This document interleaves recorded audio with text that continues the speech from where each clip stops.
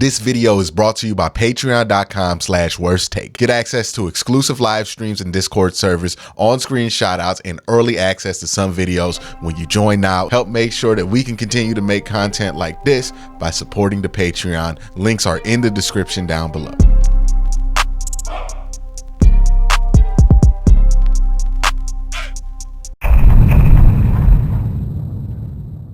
All right, today I have Cory on.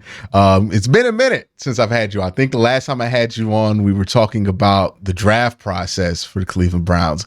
Now we're all the way getting close to the complete opposite part of the draft process, which is cutting it down to 53. It's always and I think they made it even crazier, right? Because it used to be there were like 2 cut downs. I mean, like I think there used to be like 3 back in the day, if I remember right, where you're like 1 wave, 2 wave, 3 waves. It would make Hard Knocks interesting. And I think that's why Hard Knocks isn't as interesting, because it's not like an elimination show where they have like the one guy at the edge of the roster, like, oh, is he going to make it through this cut? Is he going to make it through this cut? Now it's just like, well, you get the whole season and then you find out if he gets there or not. And with the one cut down happening, it also gives us a lot of time to fall in love with certain guys at the edges of this roster. Who are the guys that you feel like the fan base has fallen in love with? I know Austin Watkins is obviously there, but anybody else that you have seen like the fan base like decide that this is our guy? Austin Watkins is the big one. Mohamed Diabate as well, obviously the linebacker. I've seen it with Ronnie Hickman as well. Ronnie Hickman's getting that love. Ohio State guy in Ohio professional team. That always happens as well. So those are the 3 fringe guys. I've even seen some love for like Demetri Felton, like, oh, he hasn't done enough to lose a roster spot. I don't get that. I haven't seen a whole lot from Demetri Felton in the preseason, but I would stick to those 3 undrafted guys of Watkins, Diabate, and Hickman as the guys that one people have fallen in love with, but 2 actually have a shot to make the roster as well, I think. One thing Kevin talks about a lot is how he's trying to get the best 53 on there and how he's not going to be so stuck to a specific formula of how he gets there. And we've seen this in the past where they decided to keep 4 running backs last year. And everybody was like, that's a crazy thing for them to do. They felt like it was necessary for them to keep 4. Do you see them doing something weird like that at any position groups this year where it's like, hey, there's just so many guys here that we might keep an extra guy or maybe 2 extra guys here and maybe cut some fat in a different room to make up for that to get to 53? Yeah, I think it's got to be the wide receiver room when we're talking about, I think there are 4 locks that we're looking at. Again, I think there's a slim chance Donovan Peoples-Jones could be traded. There's a lot of need, especially if you look at Detroit, where Donovan Peoples-Jones is from. They cut Denzel Mims. Jamison Williams is out, suspended the first 6 games. So, like, I think there's a slim chance that there's a wide receiver needy team that could offer the Browns a pick for a guy who is going to be a free agent at the end of the year. The team has not had any contract extension talks with, and that by all amounts his targets are going to get cut into.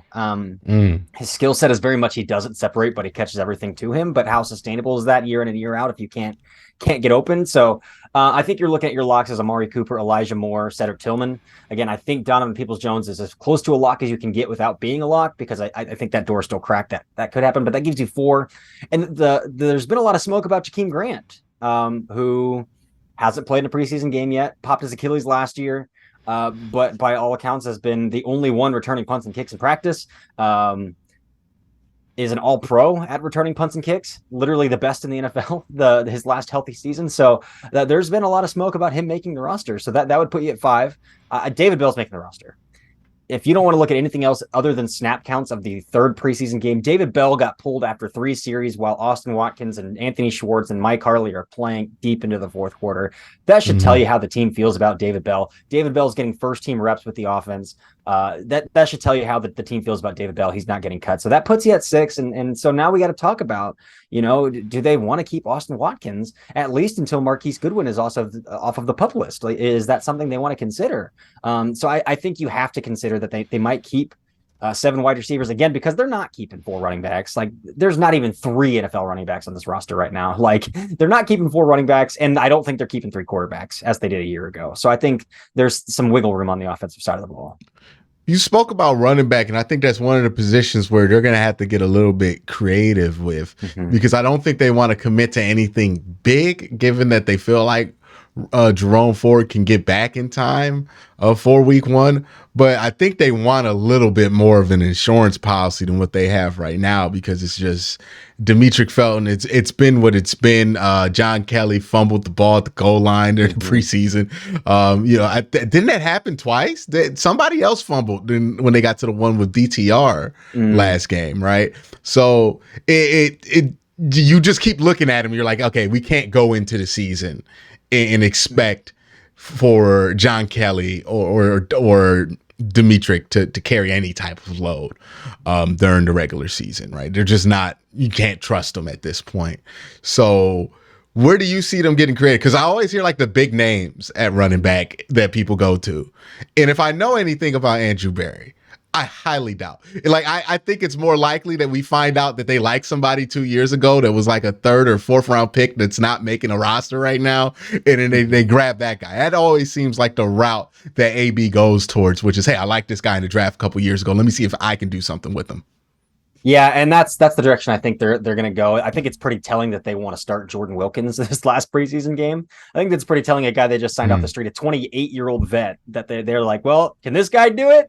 Again, like Demetric Felton's fine, but what I just think Demetric Felton's kind of a master of none. He's not a running back, but he's not a wide receiver. So like, how do you justify keeping him on the roster if he doesn't have a skill set at really any position? It's like, it's positionless football until like you can't play a position. You know what I'm saying? Well, he's the type of like of twitchy player that will drive you crazy. And it reminds me a lot like Johnny Dixon at Ohio State, where like there are some guys who cut because like that's how they can separate and get some space and like just shoot through a hole. And then there are other guys who cut because they ain't trying to get hit, right? And sometimes it feels like he's cutting more in that way, where it's like, I don't want to take that one, so I'm gonna cut back outside and string this play out for like 5 more yards horizontally and just not cut up field. And that drives you nuts. And I know it drives Stump nuts because he's been in a wide zone running back coach for the longest time. And the one thing about the wide zone, you just want to go down. You got to find cutbacks. Yeah, you got to find cutbacks. Yeah. And if you keep cutting, that's going to drive him crazy, right? His aiming points are just perpetually wide. Just perpetually wide. Like, dude, there's a gap. There's a hole right there's a gap right there. Just put your foot in the ground and cut back. Just cut back. And another thing that Stump just always preaches is pass pro, and his pass pro is abysmal. Like it's so bad. Yeah. I mean, he's not the biggest guy to begin with, right? And you don't have the proper technique or like the thickness, because like there's like a Deuce Vaughn is a really small guy, but he's small but very like still heavy. I think he's still at 215, 220 or something like that. He's a dense dude. Yeah, he's a dense dude. He's a bowling ball out there. And then sometimes that can benefit you because it's real easy for him to just get low and just hold some ground for a little bit. But with Demetric, it's just like, I mean, you might as well just let him run a route. You're better off just having him in the flat to throw it off too quick than having him pretend to block somebody.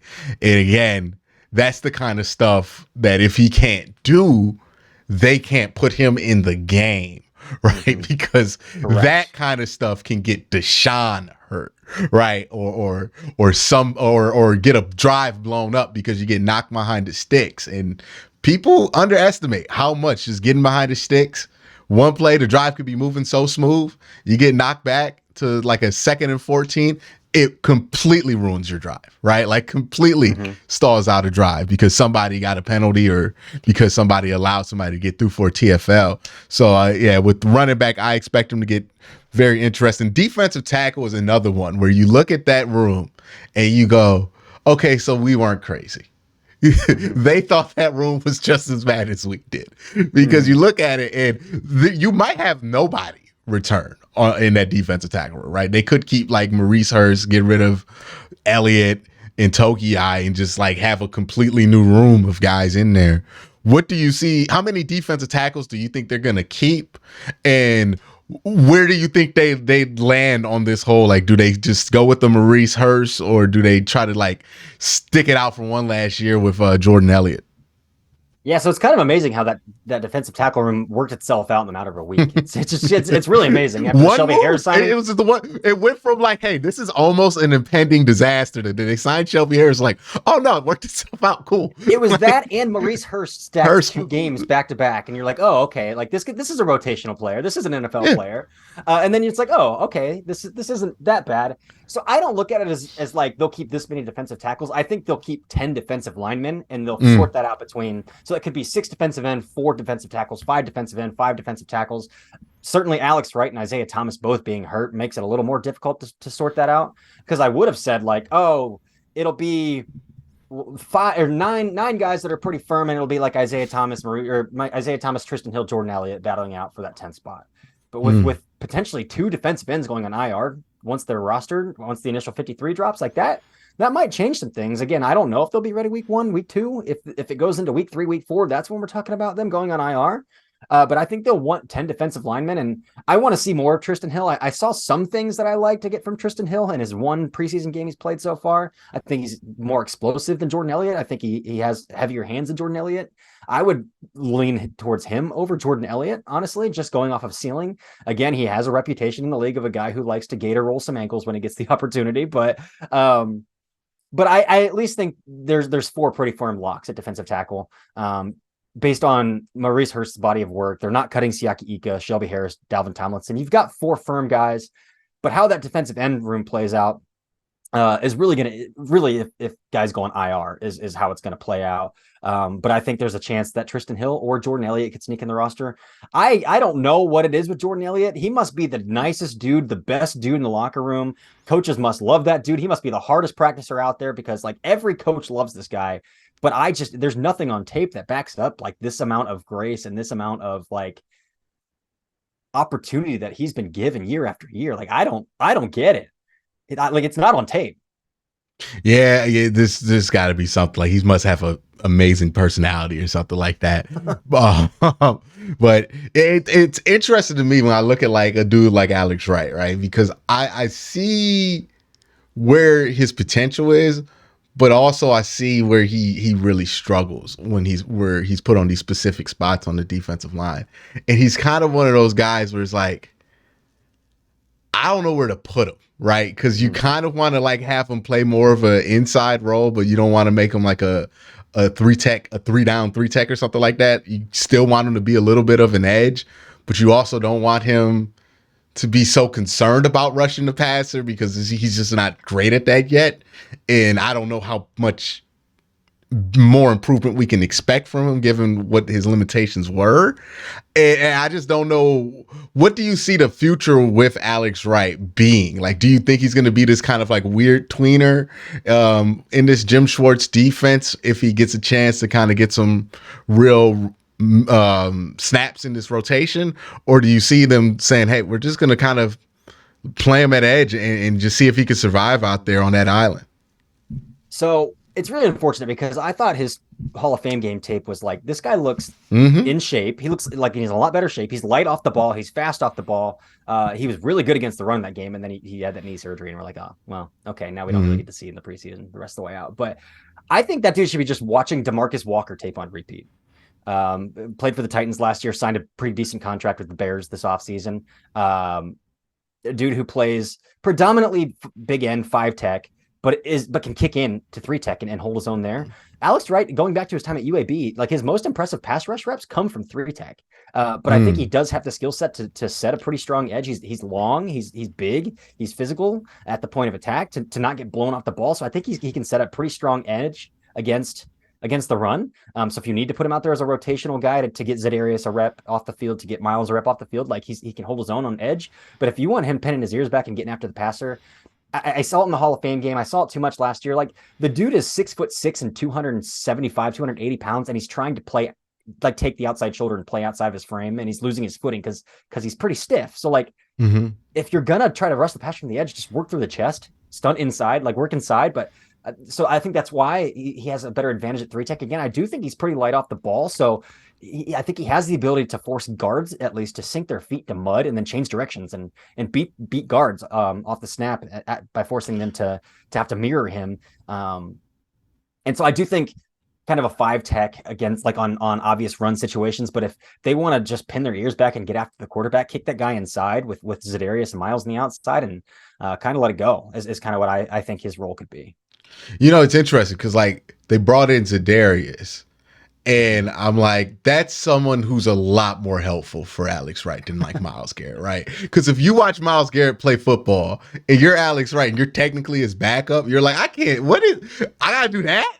Like, that's an excellent point too. And even if Miles is like on the sideline trying to like give him pointers, like, oh, this is what I do, this is what I see, blah blah blah. Because all Miles is thinking is like hand swipe, chop rip. It's like, well, that's great, but you're Myles Garrett. Like, that's because all Miles like we're the same size. You should be able to do this, right? But it's like, no, Miles, you move like oboe, but you look like you. Like only 5 people can do this in the league right now. And I think somebody like Za'Darius, who, he had to figure it out, right? He wasn't the main guy at Kentucky, right? It was more about Bud Dupree when he was in college. And then he got to the pros and figured out his game out in Baltimore. Actually was like a 3-4 linebacker for the longest time. You look at his athletic testing too, and he's a pretty limited athlete in terms of like pure testing numbers as well. So he doesn't have those. He relies a lot on his technique, on his savvy, because he doesn't have the same bend, get off explosiveness that a guy like Miles has. And I think I bring this point up when you have guys in the locker rooms, like people are like, oh, Miles needs to teach these young guys how to play. I'm like, a dude like Miles can only help you, but so much, because at the end of the day, that's Myles Garrett. The coach is going to tell them, you can't do everything Miles does, because that's Miles, right? It's like when you have Randy Moss at practice and somebody's like, well, Randy gets to run his routes like that because he Randy Moss. Like, that's why Randy gets to run that route like that and get the move as much as he does, because he's Randy Moss. You got to run this like I'm telling you to. And having vets in there who are really good players, but not unobtainably good players, is really important for the development of these mid-round picks, which Andrew Berry has really, you look at it, he's probably had the least amount of first-round picks of any GM in recent Cleveland Browns history. And I'm pretty sure of that, right? Oh, yeah. So he's bringing these guys in, and they're drafted in the 3rd or 4th round. And you're like, hey, Martin, watch Denzel. That's how I want you to play. It's like, that's not obtainable for somebody who's in the 3rd round. And I think having somebody like Za'Darius, who's been through that same journey that Alex Wright is trying to get to, who can be more of a landmark to say, hey, you can get to this. Like, this is obtainable for you, and maybe gives them a little bit more obtainable help, right? Where it's like, this is maybe something that can help with you. This is an adjustment. I think that's important, especially for defensive tackle, right? Shelby Harris and Dalvin Tomlinson being there, and even Maurice Hurst being there, is going to be helpful for Siaki Ika, because now you went from a situation where Perion Winfrey was here, and it feels like that's like 2 years ago, but like Perion Winfrey and Jordan Elliott and Tommy Togiai are out here basically trying to learn from Taven Bryan. Yeah, Taven Bryan was the veteran in the room trying to teach them everything, to like these 3 vets being like, hey, Siaki, this is what you want to do. I don't know if you want to do that. You might want to look at when you come into, like, that's such a more healthy environment to develop these players. And it's not because they have a star there. It's just they have vets who have reached a level that's good, that's really obtainable for some of these young guys. And I think that's one of the most overlooked parts of development. And speaking of overlooked parts of development, let's talk about kicker, right? Because I noticed this with like football in general. I feel like we love saying how important kickers are, and they are. They're important. They got to make field goals. They have to make extra points. But then you look at the processes that we have to select every other position. We got 45 tests for quarterbacks. We got paper tests. We got on-field tests. We got pro day tests. We got the same type of tests for linebacker, edge rusher, offensive line. We got all kinds of things to indicate that. We don't have a single test really for kicker. We just go, all right, well, he made a long field goal in college and he did it a couple times there, so let's bring him here. But then you don't think about all of the dynamics that change for a kicker from college to the NFL. And it's the biggest change for anybody, because if you're a kicker, college teams keep like 20 specialists on scholarship, right? They'll have like 4 punters on like 3 scholarships or something funky like that going on. And there's like a whole gang of specialists there, a whole gang of long snappers, a bunch of people for you to relate to if you're the kicker. Then you go to the NFL and you're Cade York and you're 23 years old, and Charlie Hewitt's been the long snapper here for like 10 years. He's not trying to hang out with you. The punter, he's been in the NFL for a while. He's probably not trying to hang out with you. And it's like, oh, you're trying to just hear by yourself when that probably wasn't the case in LSU. And that can affect somebody's ability to kick. Because now every time he's out there, he's like, well, I want these guys to like me, So he's overthinking these kicks. Like, these are the things that kind of affect these specialists that we don't ever think about. And it's like, nobody ever talks about, okay, if you get a young kicker, maybe you want to get a young long snapper as well and a young punter so they can have some kind of core around them to feel comfortable within the team dynamic. Because right now it's like, okay, well, K York's the guy. If he makes the kicks, we love him. If he doesn't, it doesn't. And that has to add to the pressure that's already enormous for an NFL kicker. So like, what do you think in general could be done to have a higher hit rate on these kickers? Because like only one has really panned out in the last 20 years is Mason Crosby. Everybody else has become decent somewhere else than they got drafted. Yeah, that's a good question. And I want to point out too, when Cade York got drafted, I had one of my buddies who covers LSU, a colleague of mine who covers LSU, DM'd me the moment he got drafted and was like just telling me like this guy's process and how his attention to detail and how he wants to be perfect and how like he made a 55-yarder but was pissed because it didn't split the uprights. And like I kind of think that's a perfect summation of who Cade York is, that he just has this desire to be perfect that he's just in his head all the freaking time. Mm-hmm. Like he's in his head and that gives you yips. Like, and he's got, I mean, if you watch it, like follow any beat reporter, they're all just watching Cade York and he never misses a kick in practice. But every time he's into a game scenario, he can't put it through the uprights consistently. And I think he's got this like yip going on. So one, speak to the teams, like the sports psychologists, every freaking team has it. Like, there's been a lot more positive. I'm glad NFL players are speaking up. Like Tristan Wirfs is kicking to left tackle from right tackle in Tampa. And he's been open to the media saying like, this is a really difficult transition for me. I feel like I have to be perfect. Now I'm on the left side. And if I screw up, like I could get my quarterback hurt. And like, he's talked about the pressure and he goes and he talks to the team psychologist.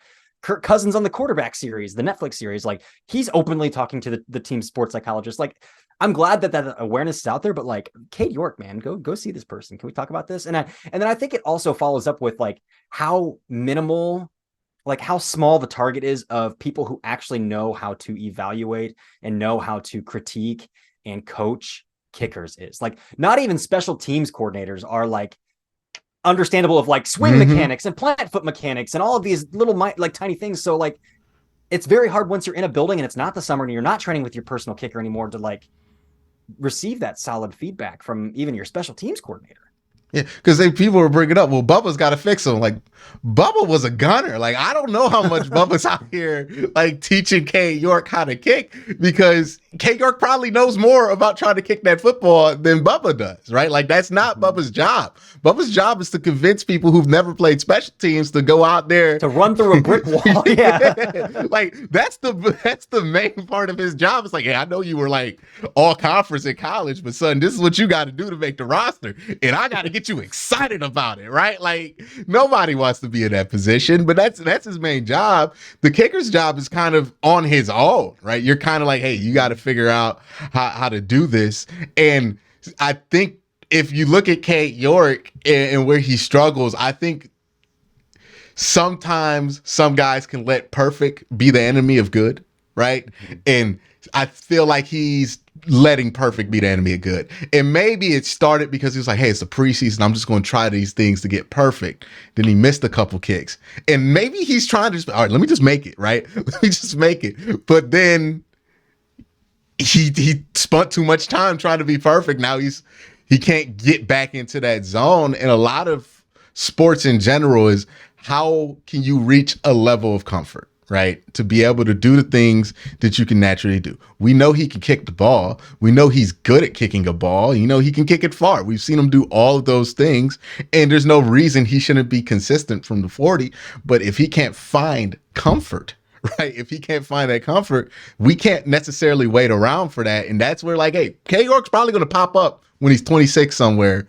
Kicking Mhm. football is fine, but I don't know if the Browns can wait until he finds that comfort. Or let's be real here. Could he find that? Like, there could be a situation where he misses a kick, Browns stick with him, and every time he goes out there, they're booing him. How do you Mhm. find your comfort in that, right? Like, at some point we have to ask, is this the right environment for him to become successful?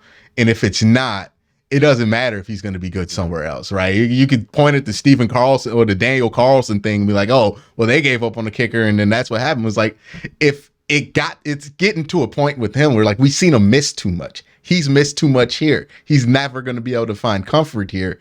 And if that's the case, you kind of just have to move on at a certain point. But I understand the hesitation they have because they did see a lot in him. But Yep. at the end of the day, man, this offense is good enough to where we don't need him to make the 55. You just make the 45 yards and unders Mhm. and extra points, and we're fine. And if he can't do that consistently, then that's going to be something that's going to drive people crazy. Yeah, absolutely. I think it was Jack Duffin who tweeted out like Michael Dicker is a kicker that is probably not going to make a roster right now, and he's Mm-hmm. perfect from under 50. He's not great once you get over 50, but he's perfect from under 50. Like I would take that. I would take that in a heartbeat right now. But yeah, that's just fascinating stuff to see how they're being patient. I'll give them that, but like they can't they've pushed too many chips into the middle of the table to let their season be derailed by two or three kicks. Like they just can't. That can't happen. Can't happen.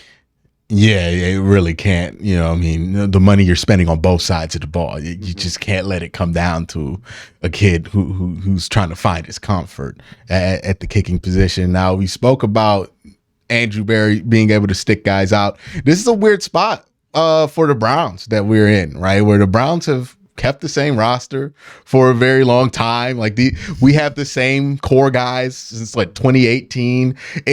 It's weird to be in this place to where there wasn't much to talk about in the offseason because the Browns just weren't really doing that much that was changing. If you bought a Browns jersey in like 2018 of one of the better players that wasn't the quarterback, that jersey's still good. Like, remember the days where it was a gamble to buy Yes. a Browns jersey that wasn't like Joe Thomas or something Right. like that, right? Because we didn't know who would stick around. Now we look here and we're like, you got guys who've been here forever. Right, Joe Batonio, Miles feels like he's been here for a long time. 2017 was when he was drafted, but there are also some names at the bottom of the roster that have been here for a while. Who do you think of these familiar faces, these guys we've been talking about for 2-3+ years? Mm-hmm. As they're going to step up. Maybe their time has passed. Who do you think is finally going to be wear out their welcome here? You know what I mean? Hmm. Yeah, that's a good question. Especially, it's a hard question because a lot of the depth pieces are kind of younger guys that have been here for 2 years. Mm-hmm. Maybe going into their third season. Again, Demetric Felton is kind of the guy that comes to the top of my list. Maybe Harrison Bryant. Again, Harrison Bryant's been hurt all camp. They go out and they find a tight end that they think they could be a move piece better than Harrison Bryant. I know they restructured his contract and gave him more guaranteed money, but like Bryant proved he's not like this guy who's going to create space and get open and catch the football consistently and be able to beat one-on-one. Like he's a guy you kind of got to scheme open. So I think that makes him a good tight end 3 move piece like he was when Austin Hooper and Njoku were here. But like those tight ends are kind of a dime a dozen. So like if they find a guy on the waivers that has a higher athletic ceiling, longer arms, catches the ball a little bit better. Harrison Bryant fumbles the ball quite a bit when he has the ball in his hand. Like his availability, he hasn't played all preseason. So like again, I think Harrison Bryant's pretty safe, but that's a player that's like, they find a guy on waivers they really like. I could see them potentially moving off of him. Outside of that, man, Jordan Elliott's the obvious one. AJ Green the third is another guy, but those guys, like AJ Green the third just feels like a glue guy in the cornerback room because he's a guy. If a player gets hurt, you can stick him out there and feel okay about it. And you need those guys, especially the Browns love their cornerback depth. Like they love their cornerback depth. And there's a reason AJ Green just hangs around. This is his, I think, third season now with the team, despite, he was an undrafted free agent and then he's just been back and back and back. So like, there's a reason for that.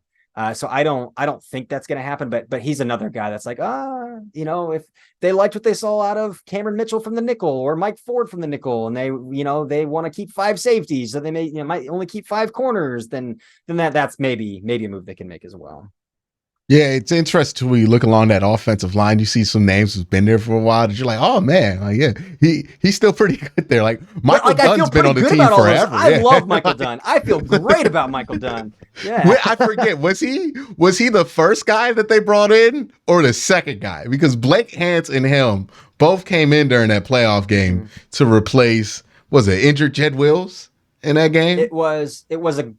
It might have been, or was it Teller and a guard? It might have been Teller and another guard, but I know but one of them played left tackle versus Kansas City.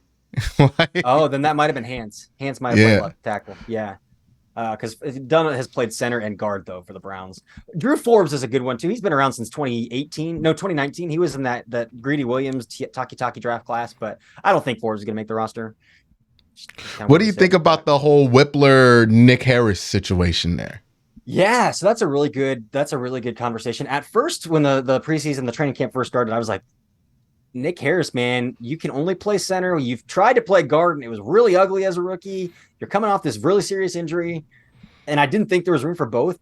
But two things: one, Nick Harris looks really healthy. Like his jump set is still working. He's an undersized dude, but he's still anchoring well because he has that little jump set that allows him to drop his hips pretty effectively. He's playing mean too, man. Like in pass pro, that dude is playing mean. He's looking for work, and he put Jalen Carter on his ass in that Eagles game at one point. Like, and so I think one, the Browns have a tendency to not want to rush rookies out onto the field if they don't have to.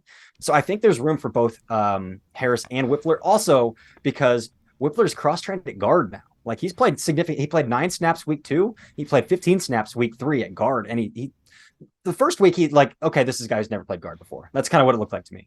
This past week against the Eagles, though, was like, oh, this guy could play guard. Like he's anchoring in 3 techs in his chest. Like guard is a whole different beast because you are having defensive tackles popping right out into you, like off the ball.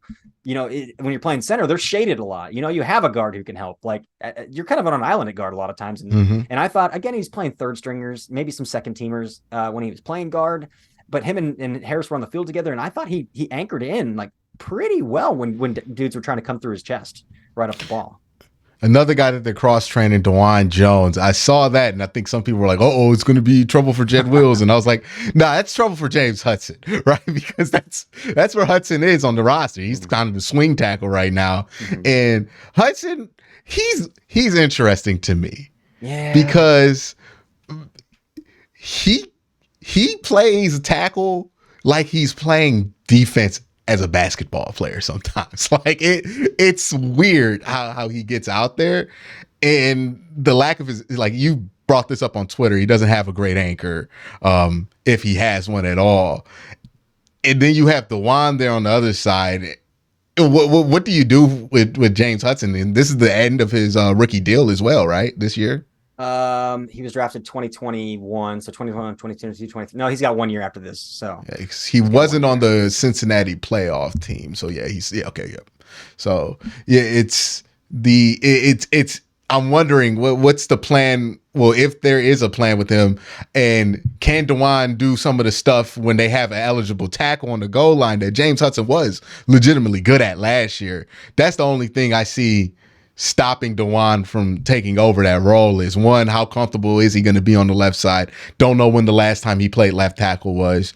And two, some of that extra personnel stuff. Is he going to be that willing and violent of a run blocker that we've seen at least James Hudson be willing to be? Yeah, so I mean, I think he kind of makes the roster by default because I don't think a guy like Tyron Wheatley's making it over him. You know what I'm saying? As a reserve tackle. So like I think, and he could play some guard. That helps. He could play left tackle, right tackle, and he could play guard. So like that certainly helps. But again, I don't think he plays guard better than Michael Dunn.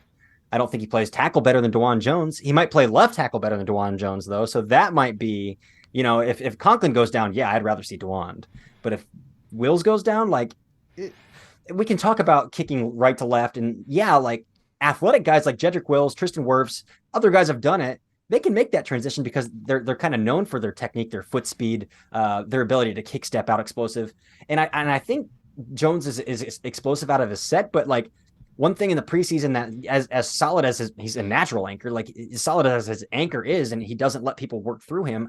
I still think his outside shoulder is a little vulnerable, even at right Mm-hmm. tackle. Like he's not getting depth the way that I like. Bryce Huff in the Hall of Fame game, I thought beat him on a few reps. Nolan Smith got the best of him on a few reps against the Eagles. Like, yeah, he held his own against Nolan Smith too, but like what I think it comes down to is I bet it took him a man that size, a very, very long and hard time to perfect the mechanics at right tackle, and expecting it to be some sort of easy transition for him to just be able to flip that and do it at left tackle is not a realistic ask of him as a rookie, and might not be realistic of an ask for him to do ever. Mm-hmm. Especially like when Deshaun's back there too, because it's a lot more of an agile game you have to play there with left tackle, where it's like Deshaun could be anywhere in that pocket. And we also know Deshaun deceptively hard to take down, right? So you legitimately never know when he's on the ground where he's going to be.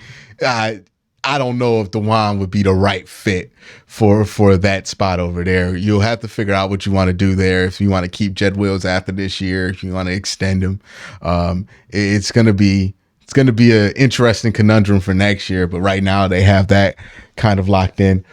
We kind of talked about some of these new guys, but like, is there, when you see Diabate, do you see somebody who, you know, he's going to be on the roster and maybe gets a chance to play there? Like, do you see anybody who through their preseason process has been able to find a role, like a legitimate role on this Browns team that we're going to be seeing them, not, you know, a ton, but often on Sundays? I mean, I would like to talk about Diabate later in this, but I think Cedric Tillman is going to see more reps early on than people give him credit for. Man, I think he has a very similar skill set to DPJ, and I think he separates. He's more fluid in the hips than DPJ, so I think he gets in and out of breaks. He can leverage a little bit better out of his routes than a guy like Donovan Peoples-Jones. So once you get past Amari Cooper, Elijah Moore, David Njoku, I don't think there's any sort of hierarchy of how these targets are going to be distributed. And so I think that naturally hurts DPJ, but I think it also helps a guy like Cedric Tillman. And I think he's going to see 15, 20 snaps week one. Just the skill set he's shown on the field, strong hands, big body down the field. Like he's a good player. So I think he's worked himself into, again, playing 15, 20 snaps week one as a rookie, which is pretty significant for a third rounder, because like anything outside of like the top 15, 20 picks in the NFL draft, you're just hoping you hit, you know, like, so to have that right away, it would be fun to see. And Diabate is interesting. He's very interesting because the Browns have historically rostered 5 linebackers. Jacob Phillips, season-ending injury. I would have hoped he wouldn't have made the roster anyway, but he didn't play in that Hall of Fame game, leading you to think that he might have made the roster. But now they have this opening for that 5th spot. I don't think Kunashik's making the roster. He was active against the Eagles, only played special teams, and didn't play a single defensive snap. Kind of tells me they've seen all they need to see out of him at linebacker. But Matthew Adams is interesting because he has history with Bubba Ventrone. He is known for being a special teams ace. And again, if Bubba Ventrone's kind of pounding the table for him, he could take that 5th linebacker spot still, even if he hasn't practiced all training camp, hasn't played a single preseason game yet. But Diabate is known for his athleticism. He's wildly explosive. He's got good speed size combo, and his special teams body of work in the preseason has been large and quality. So like, if the only thing keeping Matthew Adams on the roster over Diabate is a special teams body of work, then like, well, you're repping it out in preseason right now, and he's doing a pretty good job of it, versus this guy who is a veteran who's never really locked onto a roster anywhere. I think I'd rather take the shot on the young guy, the undrafted free agent, who has a pretty high ceiling. The big knock is that this is only his second year playing true off-ball linebacker. Like, and even at that, he still played some Sam designated pass rusher stuff with Utah after transferring from Florida. And I still think you can do some of that stuff where he is a designated pass rusher when you can get him hot, get him moving downfield. But if they can develop some sort of instincts, you know, all of these linebackers outside of JOK like are on 1-year deals. I guess Tony Fields has a second year left too, but like there's a room for him to evolve into more than just a special teamer and bottom of the roster guy. Yep. And I think the last thing I want to talk about is special teams related. And I think so much focus has been on Cade York that we've kind of not talked about another thing that I've seen pop up during the preseason, and that is the coverage on both kick returns and punt returns. Every game, it seems like they give up 1 or 2 longer than average returns. And I'm wondering, at what point should we actually be concerned about that, right? Like, how much is this is them trying to see what guys can actually go out there and play special teams versus we don't have anybody who can play special teams in the coverage aspect of it. Yeah, so I would start by saying that there's a lot of guys at the bottom of the 90 man right now playing special teams for the Browns. And again, even guys that might be fringe 53 guys, like Ronnie Hickman, I would consider a fringe 53 guy. Mohamed Diabate, a fringe 53 guy. Those are guys, again, like Ronnie Hickman has all Big Ten honors to his name. Like that guy wasn't playing special teams at Ohio State. So, but like you said earlier, to make a roster now in the NFL, like this isn't the Big Ten anymore. You got to prove that you can go out there and play special teams. So for some of these guys, this is the first time they've ever played special teams. And so it's one thing to do it in practice and rep it out in practice, but like once there's live bull, it's a whole different ball game. Like you're not going full go in practice, even if it's like a live session. Like you're pulling up, you're not running through somebody's chest. If you're on like kickoff coverage or you're a gunner on punt team, you're not trying to run through somebody's chest. Live action, you better be trying to run through somebody's chest. Like so I think it's just a different environment once the live whistle hits and it's against somebody who's not your own teammate. And then again, a lot of guys who aren't going to make the roster are just out there playing special teams right now for them too. Yeah, I always think about like when John Harbaugh was a special teams coach like 10, 12 years ago, and you had to tell people to bust a wedge. Like that had to suck to go from, I was all ACC, man. They're like, all right, man, what I want you to do is bust that wedge. And it might be three offensive linemen holding their hands together. You just got to go in and throw your body at that. That's your job. And you got to be excited about that. It's like that has to be a terrible job to try to convince these dudes to do that. Absolutely. And that's why I don't think we can sleep on a guy like D'Anthony Bell. Like if you watch D'Anthony Bell on the football field, that dude is not afraid to throw his body into bigger dude. He's not afraid to throw his body around at all. And he has a special teams body of work last year. So I think even with Hickman's interceptions, I mean, they rostered 5 safeties on their initial 53 last year. They could keep them both, I guess. But I think D'Anthony Bell is going to make the team again because his special teams body of work is pretty darn good, man. 3 fringe players that you think could end up on act. Well, do you think there are fringe players on the Browns that maybe they don't have a strong enough case to make the Browns roster that might make somebody else's roster? Yeah, I mean, starting with Austin Watkins again, I guess. I don't think it would be some like unbelievable botch if the Browns cut Austin Watkins. The way that it's like being hyped up to be. Like the dude's playing late in the fourth quarter games for a reason. The Browns are a good team. They're going to have to cut good players. And if he sticks on another roster, good for him, man. Like good for him. That's great. So I think Austin Watkins kind of leads that charge. I honestly don't think Demetric Felton would get waiver. Like I don't think anybody's putting a waiver claim in for Demetric Felton if the Browns cut him. I think there's a good chance he's back on the practice squad if they cut him. Maybe Jordan Elliott. Maybe. You think somebody gets on Jordan Elliott? I mean, he's got NFL snaps. Maybe a team like the Rams. Have you seen the Rams or the Cardinals? The Cardinals are taking anybody right now. Yeah. I mean, know. there were times where we were legitimately playing Glenn Logan over him. Like Glenn Logan played for like the Houston Roughnecks in the spring. That's true. And was a rotational player for the Roughnecks. I don't know. It's a tough call for him because I'm like it's not been good when he's been in. Yeah, maybe outside of that, like Ronnie Hickman, some team might latch onto Ronnie Hickman if the Browns cut him. But like Harrison Bryant, maybe if the Browns cut Harrison Bryant. But Harrison Bryant's another player. Like, is his NFL body of work really that strong that if the Browns cut him, some team is using their waiver priority to bring that guy on their roster? Like, I'm not sure the answer to that is yes. In a sweet spot to get kind of cut if you're a dude like Ronnie Harrison. I mean, not Ronnie Harrison. You're I a do dude that like all the Harrison. time too. They're the same number, same first name, same last initial. I do it all the time. But if you're like a dude like Harrison Bryant or that, you want to get cut like the first 2 years of your career because that's when GMs still remembered that they like you in the draft. You get to like year 4. There's no guarantee that the dude that liked or the dude who liked you might not even be in the league anymore. Like, you know, if you go flame out of a team, do it in year 2. You don't want to wait till year 4 to flame out because then it's like, well, they did all they could do for you. And it's real tough to get picked up after that. But Always fun having you on, Cory. Anything you want to say before we head out? No, man, I think that's a pretty good body of work we just put on an episode right there. That's Definitely. It's got everything. I think we covered pretty much everything. I'm pretty sure somebody in the comments is going to tell me, exactly what we forgot, or what I forgot. So we'll look forward to that. But thank you for coming on. Always fun to have you. Where can people find you if they want to see more of you? Yeah, so I'm the managing editor of Browns Wire through USA Today's network, managing editor there. So all my writing is at Browns Wire. Fake Cory Kinnan on Twitter is where I tweet probably more than I should. So you could find me discoursing on things I probably shouldn't be discoursing on Twitter.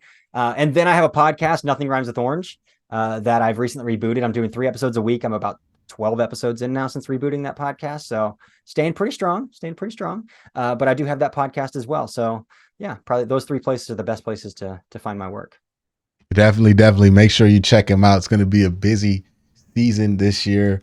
A lot of opinions. Hopefully this team's finally good, right? Hopefully the quarterback, we did 45 minutes on the Browns. We didn't mention Deshaun Watson once. You know what I mean? Mm-hmm. It tells you the level of Browns nerdom we're working on here. It's a special level here. But again, thank you for coming on. Hope y'all guys appreciate this. You guys have a great day. Have an even better night.